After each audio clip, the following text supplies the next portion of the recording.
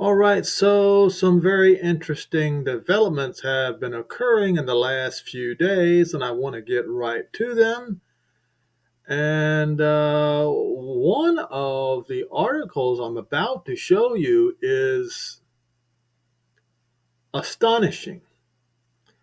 Now, it's not astonishing that it's actually being talked about, it's astonishing that people have not searched the scriptures and are ready for this event. Before I get started, we're going to go to this particular article here. IDF, Israel Army says, ready for battle in the north. Troops on the border with Lebanon are being reinforced. And I heard that they have been pulling some troops out of Gaza. They killed some, Iranian generals, I believe it was, in Beirut yesterday or day before yesterday. And maybe a false flag attack occurred in Iran either yesterday or this morning, killing 200 and something people at a funeral. And Iran is accusing Israel of this particular attack, which I believe is a false flag attack. But anyway, let's read this for a minute. Chief of General Staff of the Israeli Army, Lieutenant General Hershey Halevi, today visited the Israeli troops stationed on the country's northern border of Lebanon. The IDF chief said the army is on a very high state of readiness in the north, but remains focused on fighting Hamas. The remarks come a day after Israel reportedly assassinated Hamas leader Saleh al-Arori in Lebanon. We are very well prepared in all areas, and currently we are focused on fighting Hamas, Halevi said. He added that the war, despite the difficult circumstances that led to it, provides some kind of opportunity to change the situation in a very important way. I'll say, both in the south and in the north. What is he talking about? Let's continue. We are looking ahead. We will change our defense. We will have, at least next year, many more forces on the border, and we will reach something much stronger because this incident, as difficult as it is, cannot be repeated. That's for sure. Referring to the Hamas massacre of October 7. What is he talking about? All right, well, let's go to the article I was speaking of. Do you remember this particular video? You see this? You see this headline? Israel in talks with Congo and other countries on Gaza voluntary migration plan. Those of you who did not watch this video, you might ought to do it. And I'm going to play just a little tiny snippet of this video where I pointed out that the Gazans are going to be deported to some African country. So this morning, Hold I want on. to share, I don't know what well, happened. maybe it was just too obvious. So obvious that people just couldn't see it.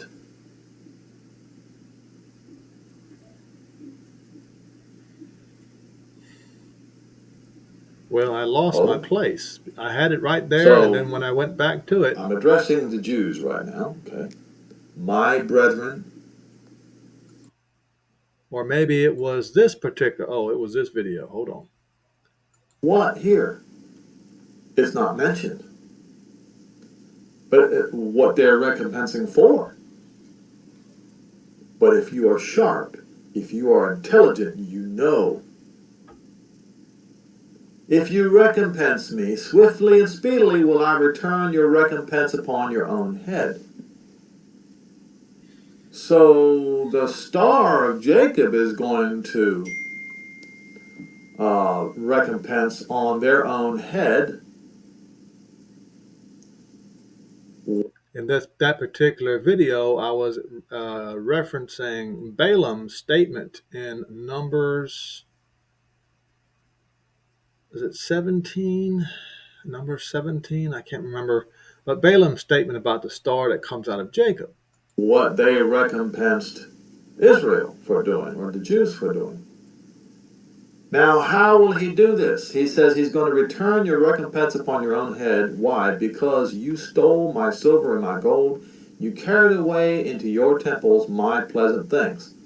The children also of Yehuda and of Jerusalem you have sold to the Greeks, to the Westerners, deported them,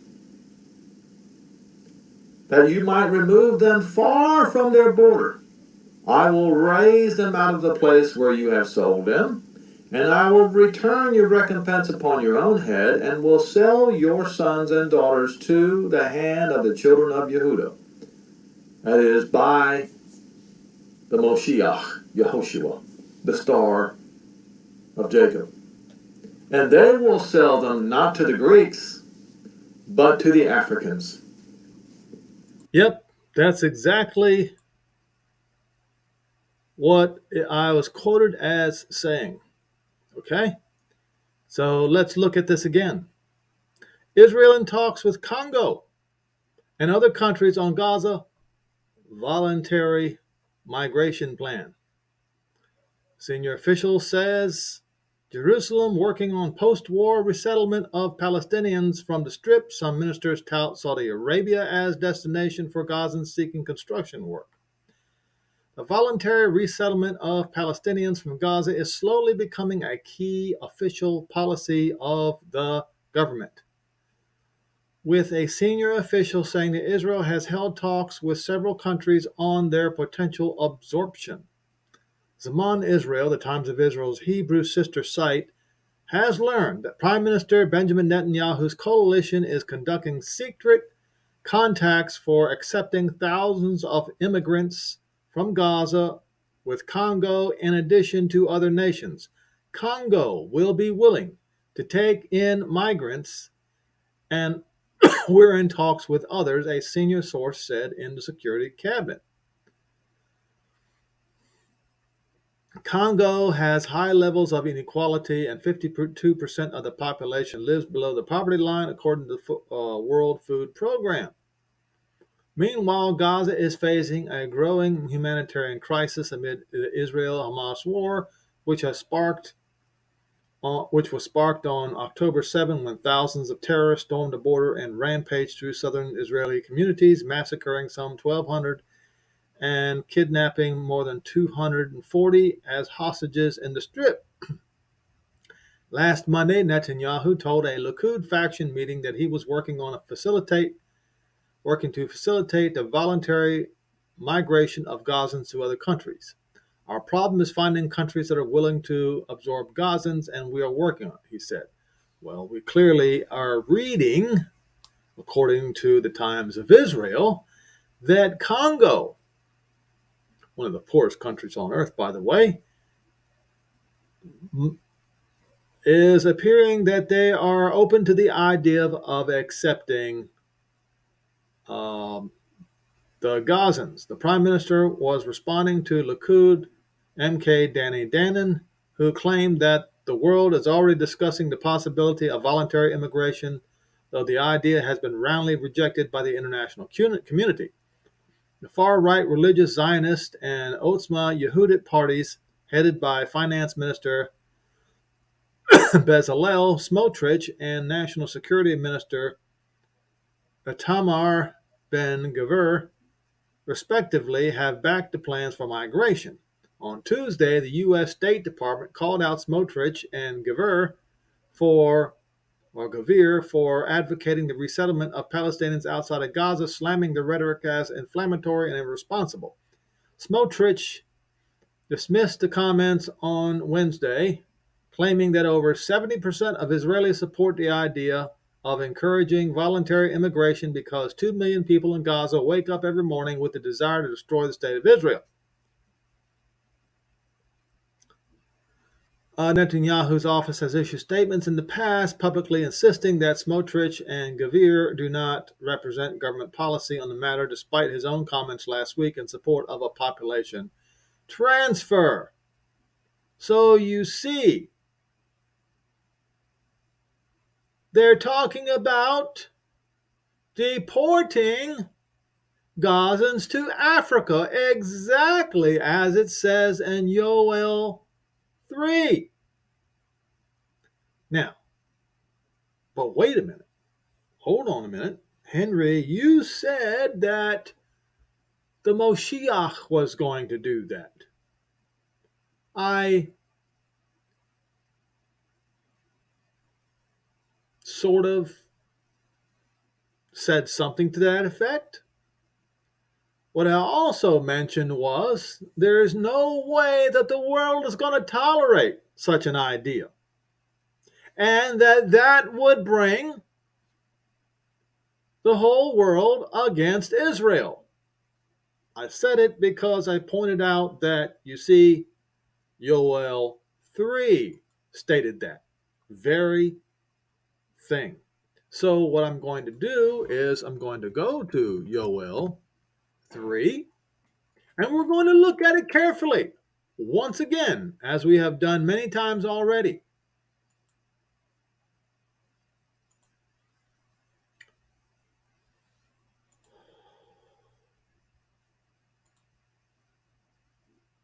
Okay. Verse 4. Sor or Tyre and Zidon. That covers southern Lebanon, the very piece of land that is fighting against Israel right now in the north. And the coast of Pelesheth, that would be Gaza. Will you render me a recompense? Recompense for what? For bringing back all of Yehuda and Jerusalem as he promised in verse 1. Are you going to repay me for this? If you do, swiftly and speedily will I return your recompense upon your own heads, because you have taken my silver and gold and carried away into your temples my pleasant things. The children also of Yehuda and Jerusalem you sold to the Greeks of Western civilization, that they might be removed far from their border, and the vast majority of them are still in Western civilization. Behold, I will raise them out of the place where you have sold them. That's Yehuda and Jerusalem. And he did. And will return your recompense upon your own heads. And I will sell your sons and your daughters into the hands of Yehuda, and they shall sell them to the Sabians and to a people afar off. Well, there is a Sheba and Dedan in Saudi Arabia, and there is a Sheba and Dedan in Africa. If you read the Table of Nations, you will notice right away that what was it? The sons of Abraham through his second wife, as I understand, if I remember correctly. And they did settle in the Arabian Peninsula. And then you have sons of, or great grandsons of Ham, which were also Sheba and Dedan. I believe they were of Cush, if I remember correctly. And they would be then in Africa. But the Sabians were tall, these particular Sabians. So let us go and find them. Those tall Sabians. Okay. So in Isaiah 45 and verse 14 through 25, it says, not this is what the Lord says. It says this is what Jehovah says. The products of Egypt and the merchandise of Cush, those tall Sabians, they will come over to you and be yours. They will trudge behind you, coming over into you in chains.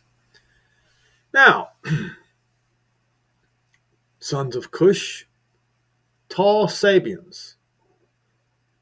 I mentioned before that it seems like the tallest among the black Africans would be what was that country?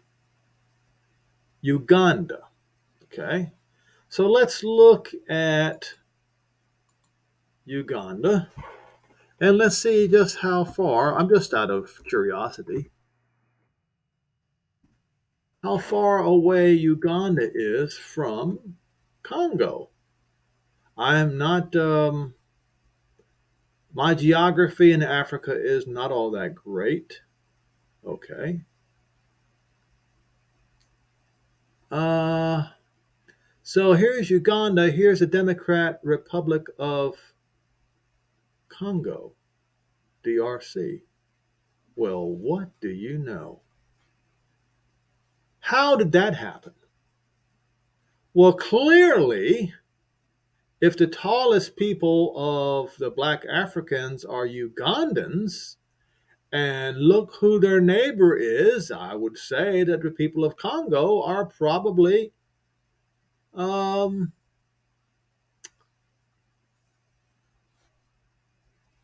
are probably related to them. We'll double check, make sure I know what I'm talking about here. DRC Congo. See exactly if I'm. Yep, that's exactly right. Democrat Republic of Congo. Those tall Sabians are the Congo. Look, I'll just try it.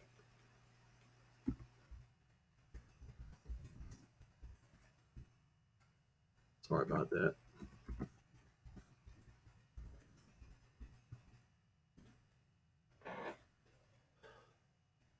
Well, it says right here the average height of a male in Democratic Republic of Congo is approximately 5 foot 4 inches. This can depend on factors such as regions, genetics, and nutrition. Um,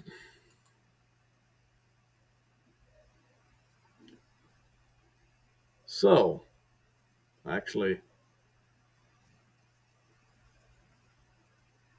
they're not giving me anything on this particular section. But anyway, I digress. The people of Uganda are very tall. So, am I saying that they absolutely will be deported to Congo? I do not know. All I'm saying is, if you read the scripture, you're going to see that, and that they're going to be deported to the Sabians, far off. Now, the Sabians in Saudi Arabia or in the Arabian Peninsula are not far off, so it would have to be the Cushite Sabians, for Jehovah has spoken it. Now, look, and as I've said before, all it takes is just the very utterance of words, it and exposing leaking of plans that would cause the nations, the Gentiles, to gather around about, beat their plowshares into swords and the pruning hooks into spears, and let the weak say, I am strong. But this verse 9 here is a result of the statement, attempt, or even partially partial deportation of these people to the Sabians. So the nations, the Gentiles, are going to get very angry and they're going to go to war with Israel as a result. Then what happens? Then what happens? It says, assemble yourselves, come all you Gentiles, and gather yourselves together round about. Let your mighty one, your champion, come down, descend. Let your champion descend, Jehovah. So the statement, partial or a possible partial deportation, as they're saying, they're not calling it deportation, they're calling it voluntary um, migration into Congo. Congo is a very, very, very large land. Very large.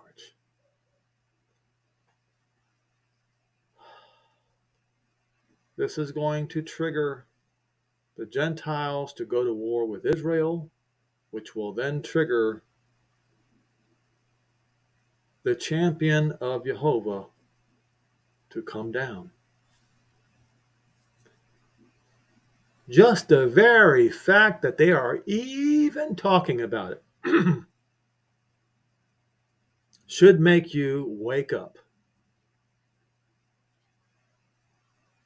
And what happens next?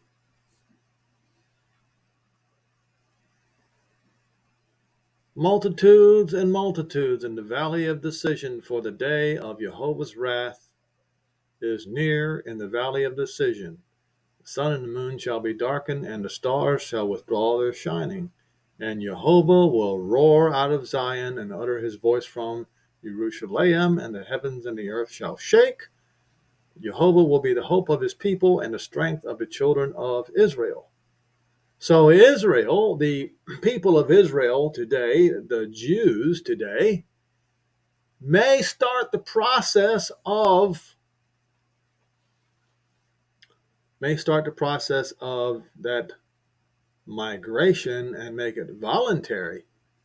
But I'm here to tell you that the champion of Israel, the Moshiach of Israel, is going to make it involuntary.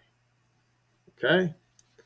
So that's all for this video today, but I just wanted to point out to you that the very thing that I had talked about,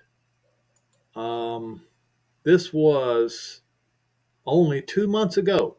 2 months ago, as something to look for. It might have been in this video. I can't remember which one it was anymore. And that was also 2 months ago. Okay? And of course, as you can see, there's extremely few views. And what's astonishing to me is the whole world is walking into the day of judgment and will not have a clue as to what's happening. They're walking into it blind. That to me is what is astonishing. But anyway, that's enough for this evening.